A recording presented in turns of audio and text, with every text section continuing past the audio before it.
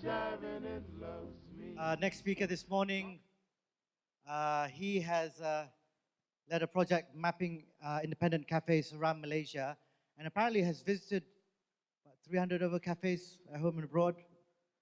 That's a lot of coffee. Please welcome the founder of cafehopmy.com, Joachim Leong. Is it? All right. Thanks, Rashid. Right. Hi, guys. So, I was so excited to be here. I may have gotten carried away with the title, Dark Ages. I don't know what I was thinking. Basically, I'm just going to go and paint a picture of the cafe industry in Malaysia. I think most people here are not in the industry, so I'm just going to paint that picture and point out some trends and also some observations and some improvements which can be made to into the industry as a consumer. So our mapping project, when we first started, we only had 80 cafes. Today we have 158 to be exact. That number is a bit off, but that's double the amount of independent cafes alone in 1 year. So we're not including the chains, not including other people who are other sort of cafes, not necessarily espresso-based coffees. And we're also seeing a number of more Malaysian roasters coming up as well. So by my count, we have 12 to 2 dozen Malaysian roasters, and we also obviously we have roasters from other countries supplying the Malaysian market as well. And last Merdeka weekend, we had 6 cafes opening in 1 week. It's getting incredibly hard to keep track of all the cafes which are opening in Malaysia, to be honest. Again, going back to the number of 160 cafes, this is from Adostar all the way to Kota Kinabalu. So it's not just Klang Valley, it's the whole of Malaysia. Yeah. And the current trends you're seeing, obviously, we have cold brew. If you go outside, you see more cold brew. And obviously, it's a great thing because it's easy thing to prepare. You can let people taste your coffee. And probably what we'll see next is probably cold brew, jelly, maybe caviar. There are quite a few ideas you can play around. Some cafes even serve it as whiskey style. Some people don't water it down. So there's different styles of cold brew. So this is very interesting. We're also seeing more coffee pop-ups as well. So one day you may be walking around, you may just come across a coffee pop-up. So we're reaching out to a bigger audience. And obviously we have kiosks in office buildings. Jalan Ampang alone, we have quite a number of cafes opening around there, catering to the office workers who have both the spending power and the need for caffeine, obviously. So we're also seeing a greater variety of beans coming in as well. When I first started 1-2 years ago, you always see the same few beans everywhere, but now you're getting to see more beans. This is all good and great, there's basically more choice. But I'd like to ask the question whether is this really all good or how can we further improve this? So more choice. So instinctively you think, yeah, there's more choice, there's more cafes to choose from, that's a good thing. But at the same time, it's a bit like going to the supermarket and choosing a milk. Which milk do you choose of that selection of milk cartons there? Do you choose the brand you're most familiar with? Do you choose the milk which maybe has added calcium or low-fat milk? So it's maybe a bit confusing for the new consumer trying to get to know the cafe industry. So what kind of differentiates these new cafes which are coming up, or cafes which are expanding? What makes you different, or is there a branding behind it? So these are questions which need to be answered.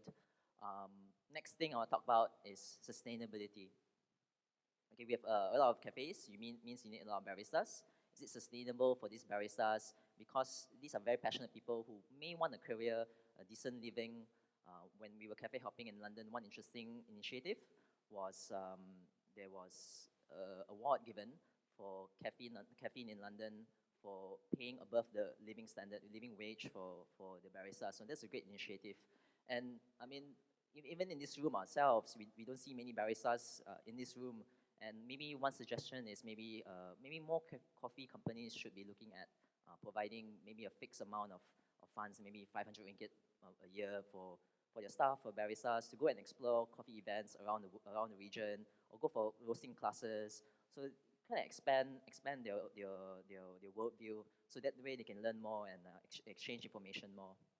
So and the third thing I want to ask is, what is coffee? Is it a necessity? Do we need coffee to survive or get through our day? Is it a luxury good, or is it a relevant good, which is basically as the price goes higher, it becomes more valuable against the laws of demand. So we see both angles happening. By pricing higher, people are trying to send a signal that this is good quality. But are we actually getting value for it? What are we paying for? Are we paying for the taste of the coffee, the ambience, all these things?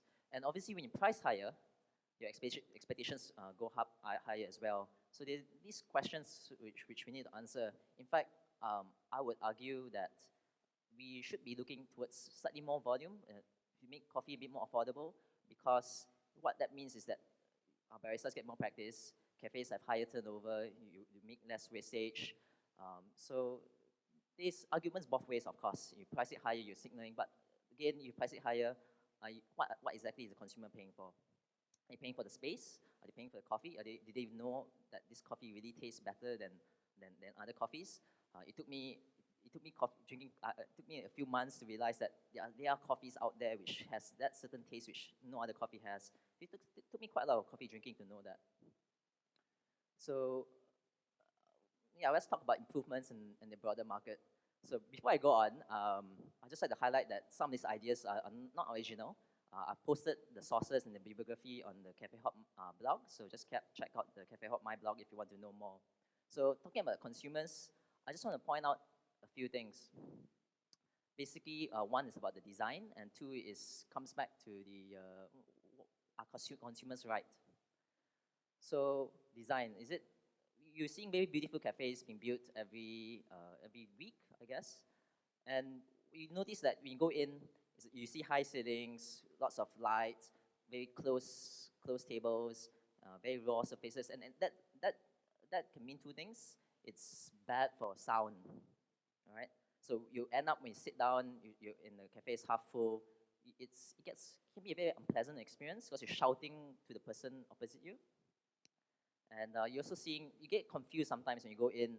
You don't know whether to sit or go to the counter and order, or go to basically will someone come up to you. So all these confusing things going on in the design, which is not very functional. So some suggestions I have is, or some cafes have put signs, have people on the floor, basically people actively engaging, being proactive, and that's how we overcome these design flaws.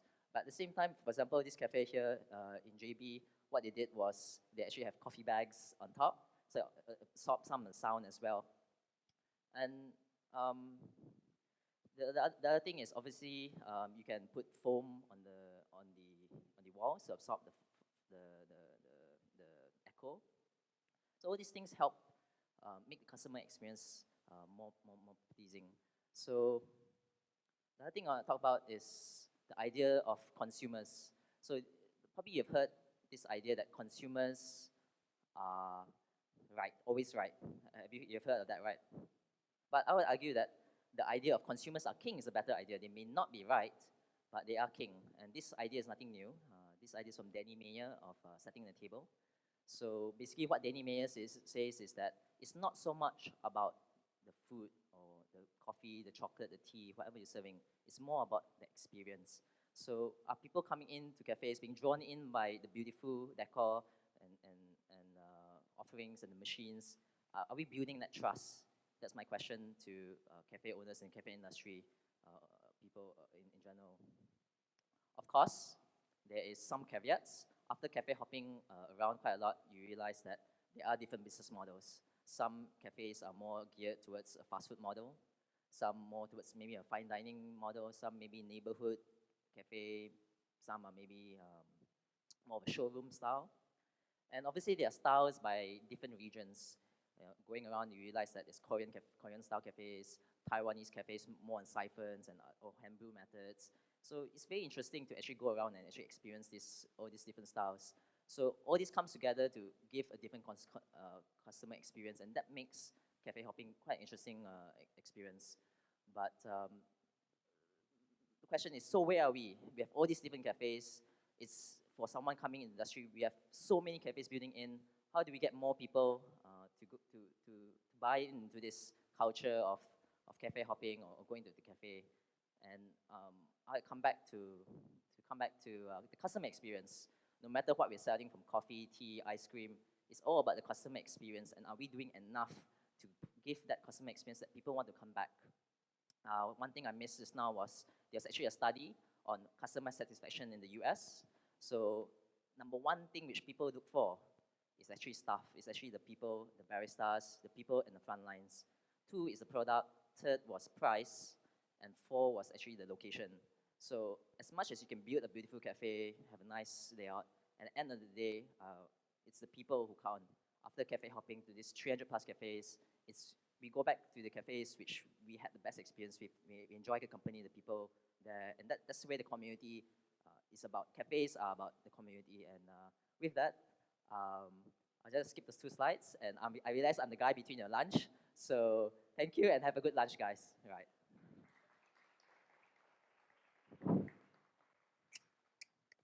Well, thanks for taking the words right out of my mouth. We're going to have a quick break. We'll be back at about 1:30 for the afternoon registration. Please have a great lunch. And if you have any spare coffee, bring it down my way. Thank you. I love coffee, I love tea, I love the jabber jabbing